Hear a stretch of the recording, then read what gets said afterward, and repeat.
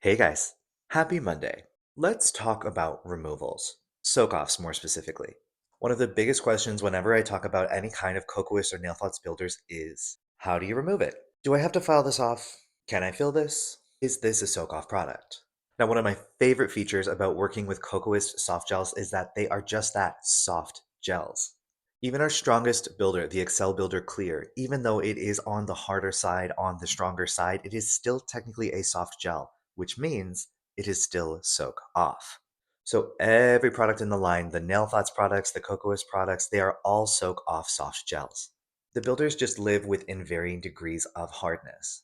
So if 1 is a very, very soft gel, and 10 is a straight up hard gel, which is something you would have to file off, Kokoist lives within the realm of 1 to 9. Now, some things to consider here. As a general rule of thumb, the softer the product, the quicker the soak off. So if you are soaking off something like our Mega Stick base, this is going to have a very, very quick soak off time, about 5 to 10 minutes. Products like our Nail Thoughts Tinted Builder bases or the Platinum Filler base, you're going to want to give them a little bit more soaking time just to make sure they release properly. Excel Builder Clear, when I'm soaking this off, I usually let it sit for a good 15 to 20 minutes just to make sure. Now, when it comes to a successful soak off service of any kind of gels, there are two key factors that go into a really good successful soak off that doesn't damage the natural nail. First key factor is reduction.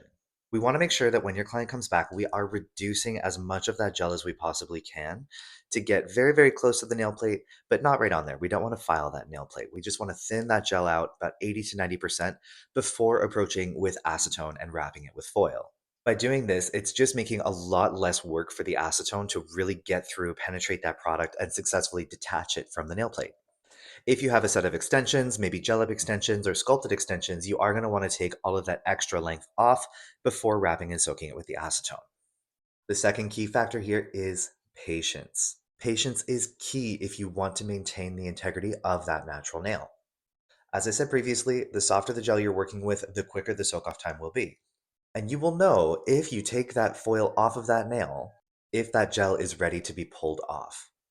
This is an example video of a removal I did of a full set of gel-up enhancements with a platinum filler base overlay. So I filed all that product down, soaked it for a good 15 minutes, and when I remove that tinfoil, you'll see the product pop right off the nail. We call that like a butterfly removal. It just really flies off. It may not do that every single time. It may just be very, very soft and kind of crumbly and looking very much like it's ready to come off. If once you release that foil and you are pushing it with your pusher or your orange wood stick, whatever you prefer to use, you're having issues getting it to detach from the natural nail, this is where patience is key. We need to wrap that nail back up and let it soak for another 5 to 10 minutes to make sure that we're not forcing that product off and doing some damage to the nail plate. But if you've reduced that product as close to 90% as possible and let it soak for the allotted amount of time, you should be good. You should be experiencing very nice soak offs that do not compromise the integrity of the natural nail because that product is being pulled off very, very easily.